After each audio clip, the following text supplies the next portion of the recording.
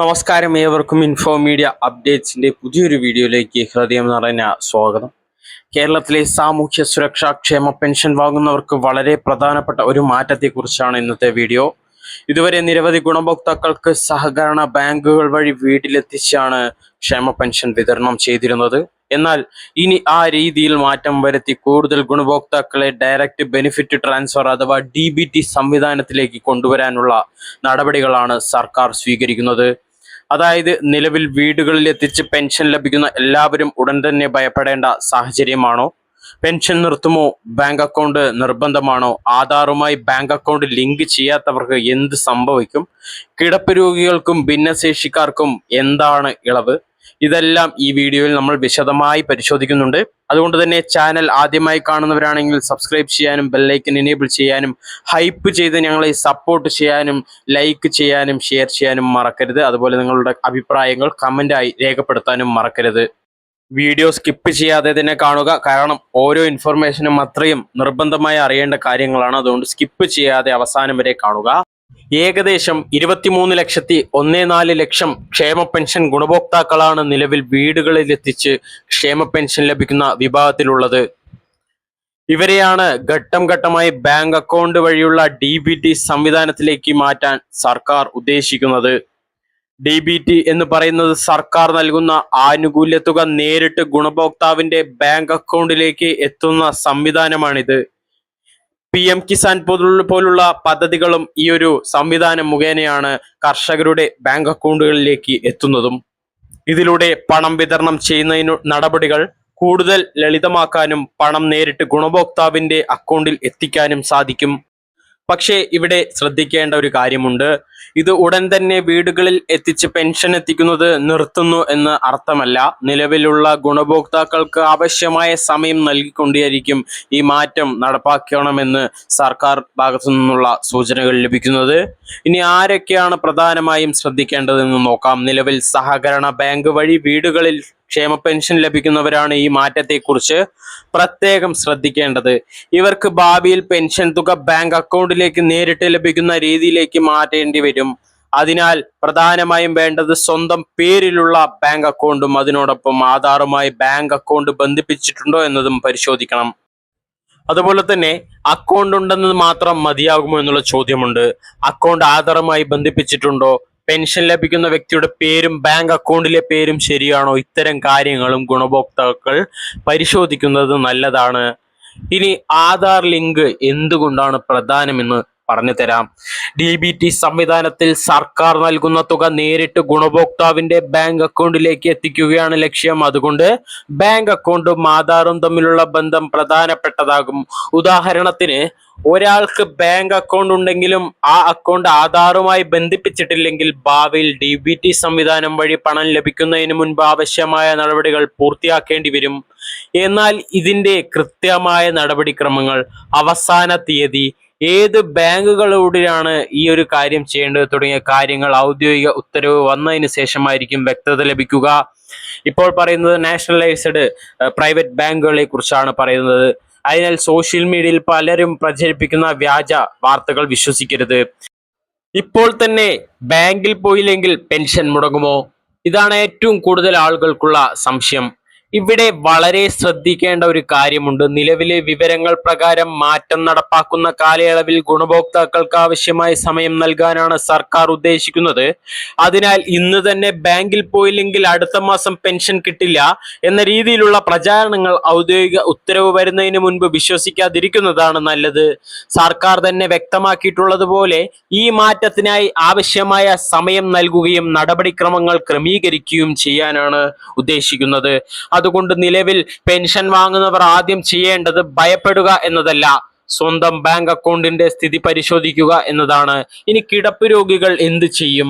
ഇവിടെയാണ് മറ്റൊരു പ്രധാന ഇളവ് വരുന്നത്. ബാങ്കിൽ നേരിട്ടെത്താൻ കഴിയാത്തവരുണ്ട്. ഉദാഹരണത്തിന് കിടപ്പ് രോഗികൾ, ഗുരുതരമായ ശാരീരിക പരിമിതമുള്ളവർ, അതുപോലെ ബാങ്കിൽ എത്താൻ കഴിയാത്ത ചില ഭിന്നശേഷിക്കാർ തുടങ്ങിയ വിഭാഗങ്ങൾ. ഇവരെല്ലാം ഇത്തരത്തിലുള്ള ആളുകൾക്ക് സാധാരണ ഗുണഭോക്താക്കളെ പോലെ ബാങ്കിലെത്തി നടപടിക്രമങ്ങൾ പൂർത്തിയാക്കുന്നത് പ്രായോഗികമായ ബുദ്ധിമുട്ടായിരിക്കും. അതിനാൽ ഇത്തരം വിഭാഗങ്ങളെ പ്രത്യേകമായി പരിഗണിക്കുമെന്ന് സർക്കാർ ഭാഗത്തുനിന്ന് വ്യക്തമാക്കിയിട്ടുണ്ട്. അതായത് എല്ലാവരും നിർബന്ധമായി ബാങ്കിൽ എത്തണം, ഇല്ലെങ്കിൽ പെൻഷൻ നിർത്തുമെന്ന് ഗുണഭോക്താക്കൾക്കും ഒരേ രീതിയിൽ ബാധകമാകുന്നതല്ല ലക്ഷ്യമെന്നാണ് നിലവിലെ സൂചന. കിടപ്പ് രോഗികൾക്കും ബാങ്കിൽ പോകാൻ കഴിയാത്ത ഭിന്നശേഷിക്കാർക്കും പ്രത്യേക പരിഗണന നൽകാനാണ് തീരുമാനം. എന്നാൽ ഇവർക്കായി എന്താണ് കൃത്യമായ നടപടിക്രമം എന്നത് വിശദമായ സർക്കാർ ഉത്തരവ് പുറത്തു വന്നതിന് ശേഷമേ വ്യക്തമാവുകയുള്ളൂ. വീട്ടിലെത്തി പെൻഷൻ വാങ്ങുന്നവർ ഇപ്പോൾ എന്ത് ചെയ്യണം എന്നുള്ള ചോദ്യമുണ്ട്.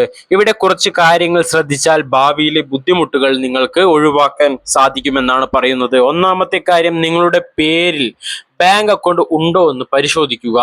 രണ്ടാമത്തെ കാര്യം, ആ ബാങ്ക് അക്കൗണ്ട് ആധാറുമായി ബന്ധിപ്പിച്ചിട്ടുണ്ടോ എന്ന് പരിശോധിക്കുക.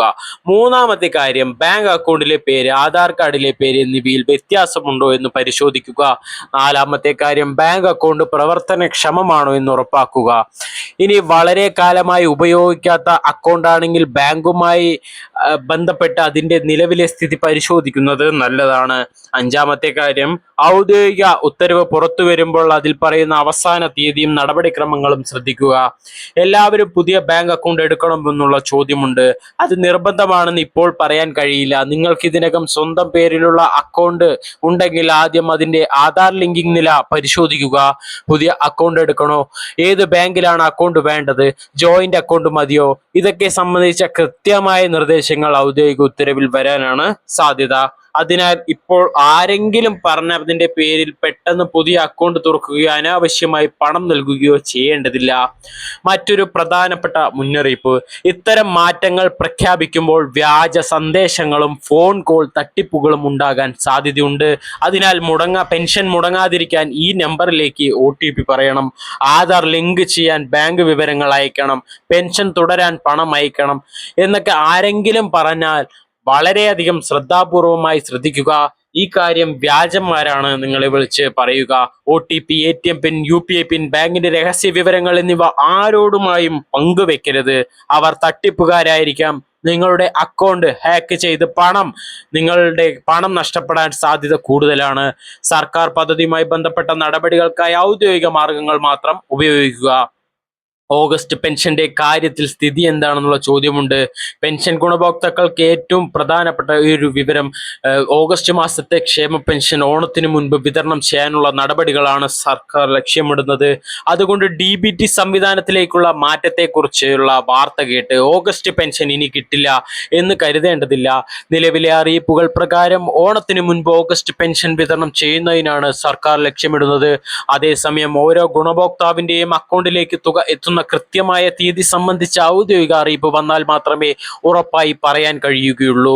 എന്തുകൊണ്ടാണ് സർക്കാർ DBTയിലേക്ക് മാറുന്നത്? DBT സംവിധാനം കൊണ്ടുവരുന്നതിന് പിന്നിൽ നിരവധി ഭരണപരമായ ലക്ഷ്യങ്ങളുണ്ട്.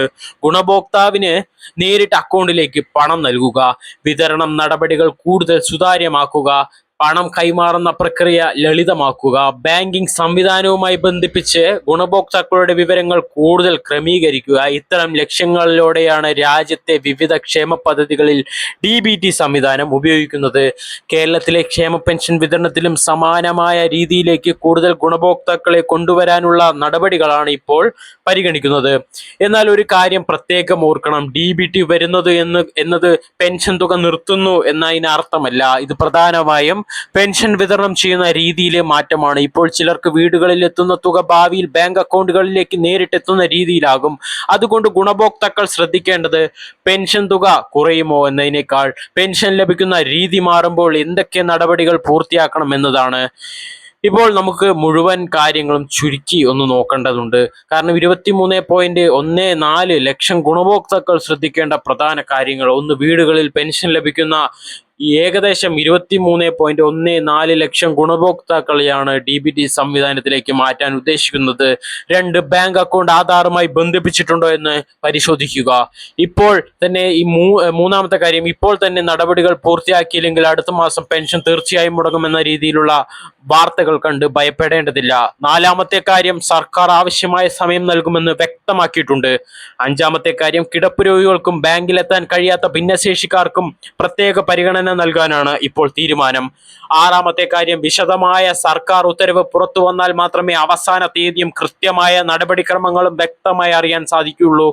ഏഴാമത്തെ കാര്യം, ഓഗസ്റ്റ് മാസത്തെ ക്ഷേമ പെൻഷൻ ഓണത്തിനു മുൻപ് വിതരണം ചെയ്യാനുള്ള നടപടികൾ സർക്കാർ ലക്ഷ്യമിടുന്നുണ്ട്. അതുകൊണ്ട് ഭയപ്പെടേണ്ട കാര്യമില്ല. ക്ഷേമ പെൻഷൻ ലഭിക്കുന്നവർക്ക് ബാങ്ക് അക്കൗണ്ടുമായി ബന്ധപ്പെട്ട കാര്യങ്ങൾ നേരത്തെ തന്നെ പരിശോധിച്ച് വയ്ക്കുന്നത് നല്ലതാണ്. പക്ഷെ അതോടൊപ്പം മറ്റൊരു പ്രധാന കാര്യവും ഓർക്കണം. ഔദ്യോഗിക ഉത്തരവ് വരുന്നതിന് മുൻപ് പ്രചരിക്കുന്ന അവസാന തീയതികളോ പെൻഷൻ നിർത്തുമെന്ന വാർത്തകളോ വിശ്വസിക്കരുത്. സർക്കാർ പുറത്തിറക്കുന്ന ഔദ്യോഗിക അറിയിപ്പിൽ പറയുന്ന നിർദ്ദേശങ്ങൾ അനുസരിച്ചാണ് തുടർ നടപടികൾ സ്വീകരിക്കേണ്ടത്. പ്രത്യേകിച്ച് കിടപ്പ് രോഗികളും ബാങ്കിൽ പോകാൻ കഴിയാത്ത ഭിന്നശേഷിക്കാരും പരിഭ്രാന്തരാകേണ്ട കാര്യമില്ല. ഇവർക്കായി പ്രത്യേക പരിഗണന നൽകുമെന്ന് നിലവിലെ വിവരം വന്നിട്ടുണ്ട്.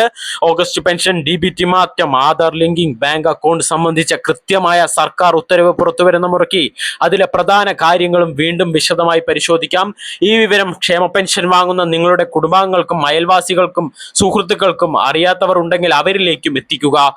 വീടുകളിലെത്തി പെൻഷൻ വാങ്ങുന്ന ഏകദേശം 23.14 ലക്ഷം പേരിൽ ഈ മാറ്റം ബാധകമാകാൻ സാധ്യതയുള്ളതിനാൽ എല്ലാവർക്കും ഔദ്യോഗിക അറിയിപ്പുകൾ പറഞ്ഞു കൊടുക്കുക. വീണ്ടും ഒരു വീഡിയോയിൽ കാണാം. അതിനു മുൻപ് ഞങ്ങളുടെ ചാനൽ സബ്സ്ക്രൈബ് ചെയ്യാനും ഹൈപ്പ് ചെയ്യാനും ലൈക്ക് ചെയ്യാനും മറക്കരുത്. നന്ദി, നമസ്കാരം.